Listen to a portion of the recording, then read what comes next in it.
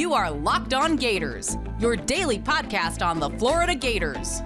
Part of the Locked On Podcast Network, your team every day.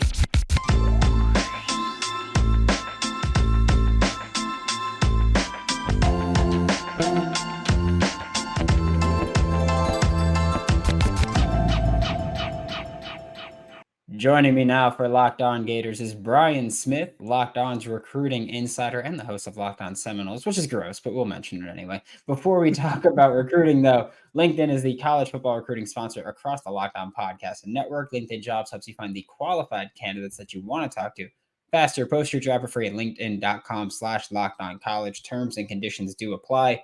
And Brian, Florida's got quite a few people on campus this weekend for the Arkansas game. We're going to start with Jamir, Grimsley, the cornerback. And I wanted to start with him because Florida's defensive backs, they've been rough this season. And you can dismiss some of them. You can dismiss, Jordan Castell and Bryce Thornton and Jakeem Jackson for being rough because they're true freshmen. They shouldn't be good yet. But Jason Marshall, Jalen Kimber haven't been awesome. Likely going to be some playing time opportunities next season for true freshmen. So how does really that go into Florida still actively trying to flip Jamir Grimsley from Nick Saban and Alabama? Well, I think it's just a two-parter here. Look who the corner coach is / DB coach. He's got a great track record when he's given time. One season, just for the record, not enough time with the freshmen. That's why you mentioned it aptly. And then at the same time, look, we're Florida. We're getting better. Got a chance to be a part of something we're building. And I know Grimsley, and he's a good kid. He told me after he'd committed to Bama that Florida was the school coming at him the hardest, but he grew up like a Florida fan. I'm sure they know it. And it is just one of those deals. Like, they're not going to stop recruiting Tampa kids. Like, that's where he's from. So it's a big deal. They've always done well along the I-4 corridor, Tampa included.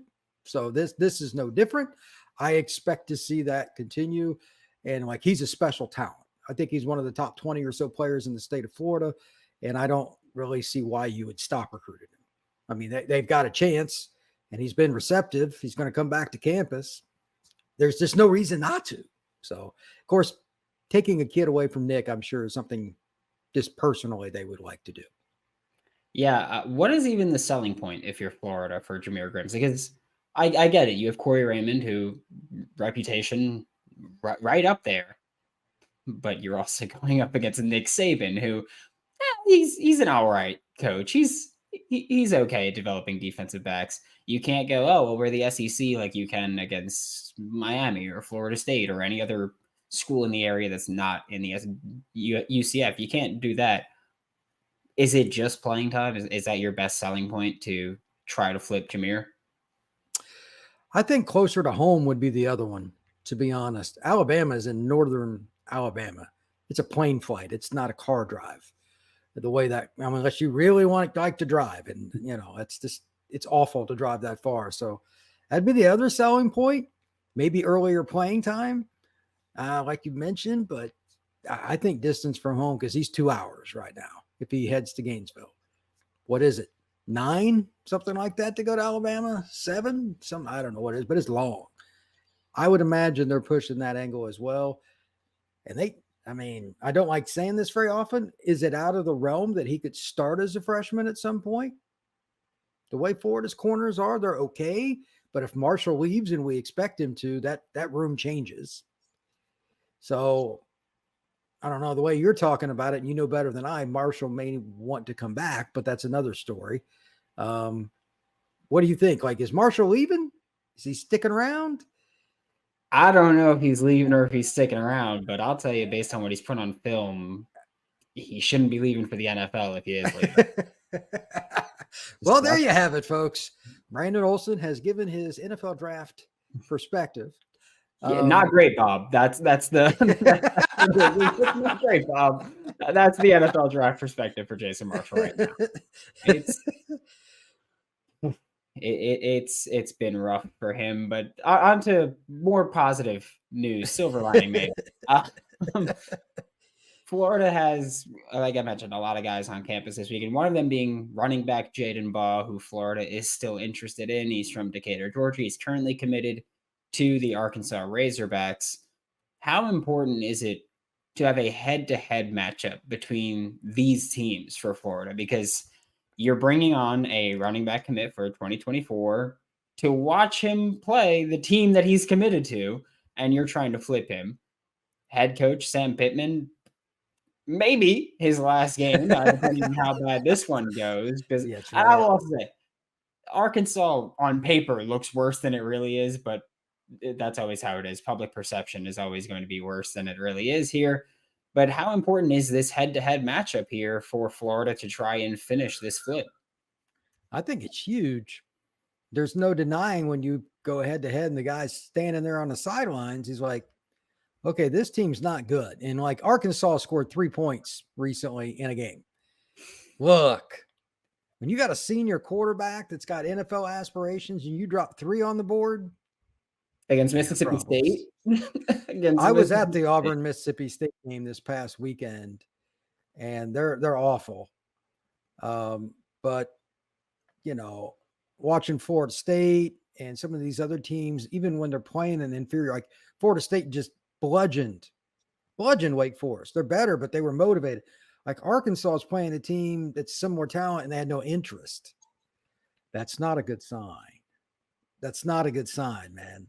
So does he really want to walk into that? My guess is and I have no knowledge here, that he's leaning towards flipping because he's like, I'm not jumping on a ship that's going under.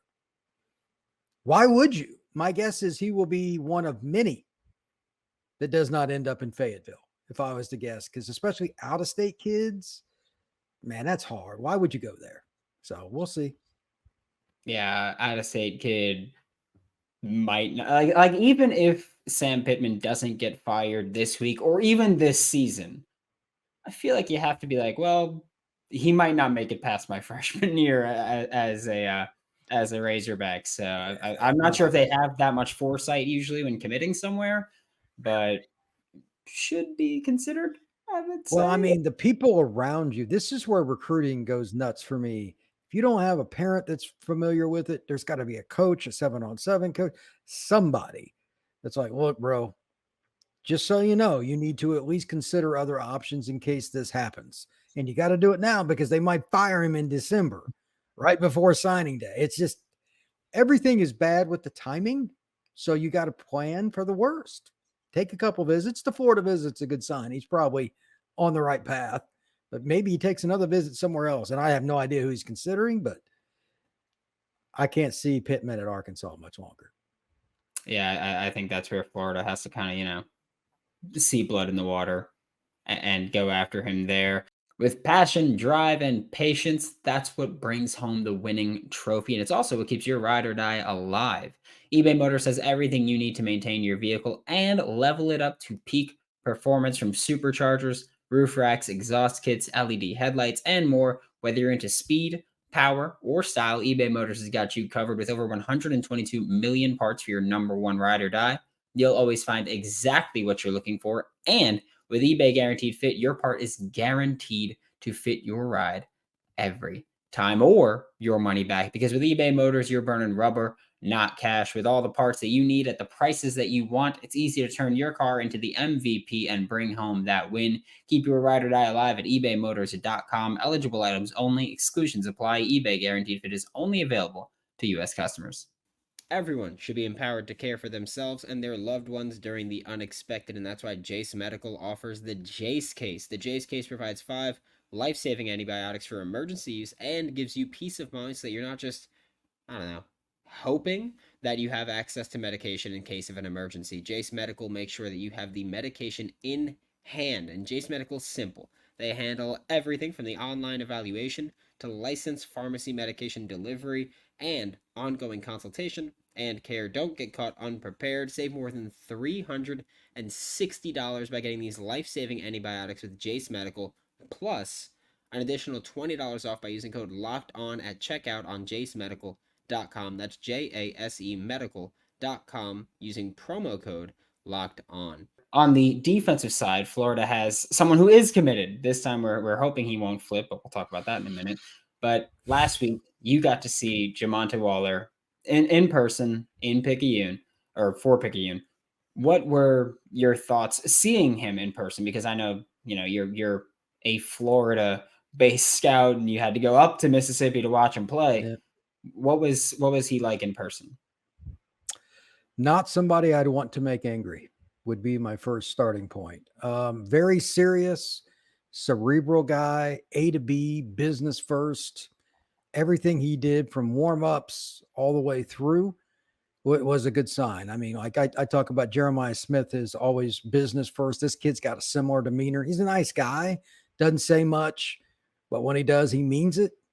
And he has power you can't teach. He has leverage. He has the bend. He's not the tallest guy. I don't even know if he's a legit 6'1", but the way he comes off the edge with that first step and the way he bends underneath guys, he's going to be really hard to block. And they'll move him off the ball too. So I see why he has the offers. And I kind of had a pretty good idea before they went into the game, just watching him go through drills before the game. Like, he takes it very serious. So and he's had a great program. He's been coached well. I don't see where he doesn't fit in an SEC defense, whether it's 3-4 or 4-3. He'll figure it out. So Florida, if they sign this young man, they're going to get a ball player that's going to contribute pretty early. Yeah, I like you mentioned that he was cerebral, because that I tend to think of as like someone who, smart, good IQ, good instincts, all that fun stuff. And he does something that I genuinely love. And I feel like we don't, like, it's not something you're going to get a ton of credit for.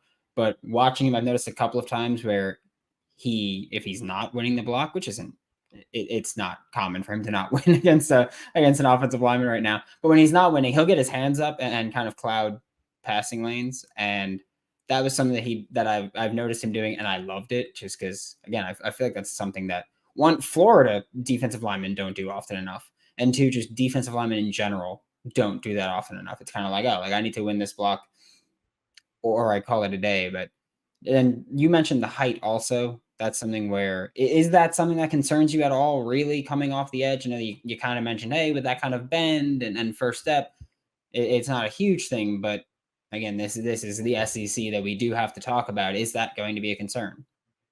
When you go against the elite offensive tackles, they're going to give him some issues. He's going to have to be resourceful, if you will. And so will his defensive coordinator, calling different types of stunts, lining him up at linebacker and shooting through.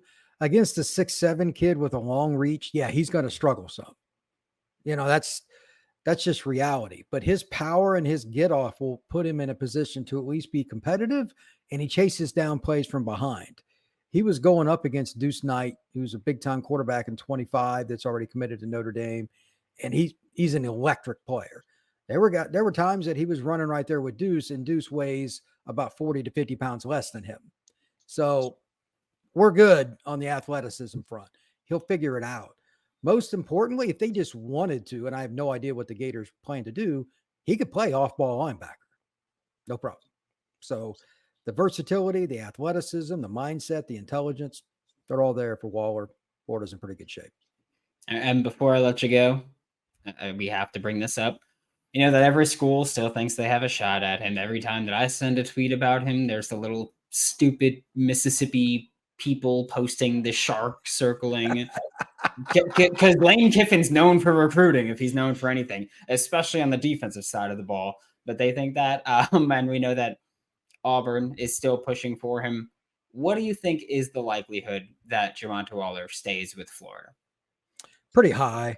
From speaking with him, I was right at the end of the game. He was on the bench.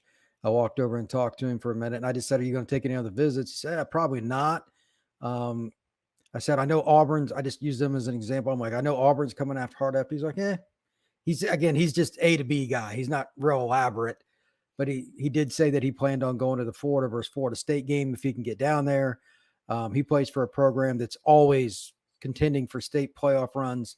So his schedule is very difficult this time of year. I don't know how they're going to do, but I mean, they got a chance to win state every year. So that kind of makes it hard for him to make trips, and they don't even know their schedule in November yet. So that's to be determined. But at the same time, he just really likes Florida. So if I had to guess, I'd say it's over 50% he signs with the Gators. Hopefully. Thank you so much, Brian. This is Brian Smith, Locked On's recruiting insider, and again, disgustingly, the host of Locked On Seminoles. Thank you so much, Brian. Thank you much.